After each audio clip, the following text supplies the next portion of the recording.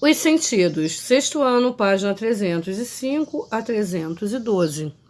A interação dos seres vivos com o ambiente em que vive depende da coordenação do sistema nervoso para que seja possível perceber os estímulos ambientais. Existem diferentes estruturas especializadas no reconhecimento e transformação dessas sensações. Essas estruturas estão distribuídas pelo corpo em órgãos internos e na pele.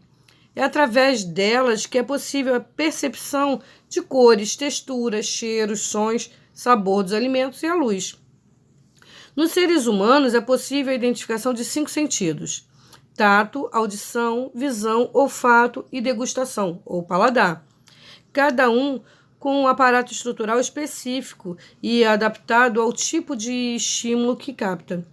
Os órgãos dos sentidos também são chamados de órgãos sensoriais, justamente pela capacidade que possuem de captar informações do ambiente. Ou seja, em cada um desses órgãos existem neurônios especializados, são chamados de neurônios sensoriais. Esses neurônios são células nervosas. O tato, através desse sentido, é possível perceber a forma, o volume, o tamanho e a temperatura dos objetos ou substâncias. É no contato com a pele, órgão responsável por esse sentido, que percebemos essas sensações. Isso porque nela existem receptores sensitivos ou terminações nervosas que identificam mudanças de pressão e o toque. Muitas pessoas acham que o tato, a mão, é o órgão do tato, mas quem não tem mão? Então, lembre sempre que o órgão do tato é a pele. Quando tocamos em algo diferente, corpúsculos táteis são estimulados ao mesmo tempo. Por exemplo, ao tocar com a mão em um cacto repleto de espinhos, os corpúsculos e as terminações nervosas captam estímulos que são transformados em impulsos nervosos. Esses impulsos são levados através de neurônios sensitivos até o cérebro, que os interpreta e transforma o estímulo em sensações táteis. A partir de então, sentimos dor por ter espetado o dedo no espinho, o toque, a temperatura do vegetal, sua forma, seu volume e a intensidade que aplicamos para tocar ou segurar a planta. Audição. Com a audição, ouvimos os sons. Essa capacidade é importante porque ajuda na comunicação com os outros indivíduos, a perceber sinais de perigo, a apreciar uma música, entre tantas outras atividades. Ouvir o som de uma buzina de um carro, por exemplo, nos alerta para o perigo de um possível atropelamento. Os órgãos responsáveis pela audição, por apresentarem as células receptoras de sons, são as orelhas. Além da audição, elas também são responsáveis por auxiliar no equilíbrio do corpo. As orelhas, uma em cada lateral do corpo, estão localizadas no osso temporal, na cabeça e são divididas em 3 partes: orelha externa, orelha média e orelha interna.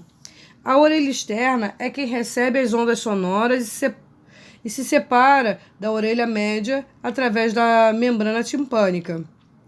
A orelha média, também chamada de cavidade timpânica, é composta pelo tímpano, um canal estreito e cheio de ar, que possui 3 ossículos, e a tuba auditiva. Os ossículos presentes no tímpano são denominados martelo, bigorna e estribo. O tímpano ele vibra de acordo com as ondas sonoras que recebe. Os ossículos estão articulados e o último deles, o estribo, se liga à orelha interna, transmitindo as vibrações para essa estrutura.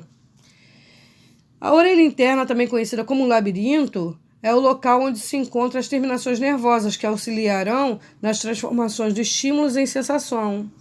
É constituída por 3 partes: vestíbulos, cóclea e os canais semicirculares.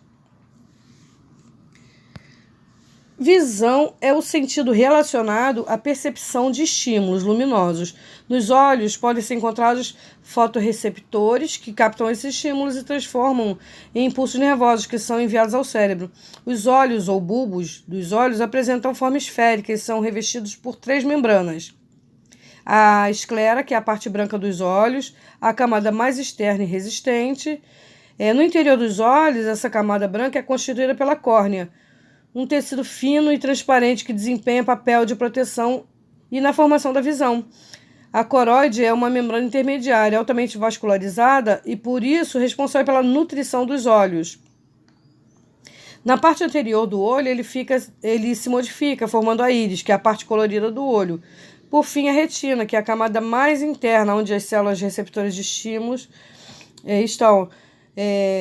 São responsáveis por transformar os estímulos luminosos em impulsos nervosos, preenchendo o olho a uma substância líquida chamada humor aquoso, entre a córnea e a lente, e o humor vítreo, que é uma substância gelatinosa localizada entre a lente e a córnea. A íris é formada por músculos que se contraem e se relaxam, levando à abertura e o fechamento da pupila. É através dessa abertura que a luz penetra nos olhos. Depois de passar pela córnea, através da íris está a lente ou cristalino, que é a estrutura que direciona os raios de luz para o local onde se forma a imagem. A luz vinda de um objeto entra pela pupila e é focada pela lente. Na retina, a imagem é transformada em impulsos nervosos que são conduzidos pelo nervo óptico até o cérebro, que interpreta a informação. A retina possui células receptoras de estímulos, que são os cones e os bastonetes. Existem alguns defeitos da visão, algumas anomalias que podem se estabelecer prejudicando a visão em diferentes graus. O uso de lentes com diferentes curvaturas e posições é utilizado para contornar as deficiências de acordo com um caso. A hipermetropia é caracterizada pela ocorrência de um globo ocular mais curto. Com isso, a imagem dos objetos próximos se forma depois da retina. Assim, há uma dificuldade para enxergar os objetos próximos. A miopia com o globo ocular mais alongado do que o normal, as imagens formam antes da retina. Assim, a focalização do objeto distante fica prejudicada. O astigmatismo é uma anomalia que causa visualização de uma imagem fora do foco, distorcida, independente da distância. Já a catarata ela é caracterizada pela perda progressiva da transparência da lente, que vai ficando opaca, o que pode evoluir para uma perda parcial ou total da visão. O envelhecimento costuma estar associado a casos de catarata, assim como problemas de saúde, tais como diabetes, hipertensão e glaucoma, que é o aumento da pressão no olho. Degustação ou paladar é o sentido que permite sentir o sabor das substâncias. Na língua, órgão desse sentido, existem estruturas chamadas papilas gustatórias. Elas captam os estímulos de sabor dos alimentos, pois apresentam corpúsculos gustatórios. As papilas são formadas por células ligadas a terminações nervosas, que, quando estimuladas pela presença dos alimentos, enviam impulsos nervosos ao cérebro, sendo salgado, azedo, doce, amargo. Todas as papilas são sensíveis aos 4 sabores, entretanto, podem apresentar maior sensibilidade para um deles. O olfato é o sentido pelo qual sentimos o cheiro das substâncias, sendo o nariz o órgão responsável por ele. No teto do nariz se localiza o epitélio olfatório, repleto de células olfatórias, que captam as moléculas aromáticas presentes no ar. As células olfatórias são estimuladas e enviam impulsos nervosos para o cérebro quando entram em contato com os diferentes aromas. O sentido do olfato é ativado quando ocorre a liberação de partículas odoríferas no ar, sendo essas portadoras até a cavidade nasais, que são as narinas. Essas partículas são misturadas ao muco, responsável por manter essa cavidade úmida, e alcançam o epitélio olfatório. Lá estão as células receptoras que captam estímulos e o transformam em impulsos nervosos. Essas são conduzidas ao cérebro interpretados, o que gera a sensação de odoríferas. O sentido do olfato é um importante aliado na percepção de substâncias que poderiam causar danos à saúde, como alimentos estragados, que eventualmente seriam consumidos.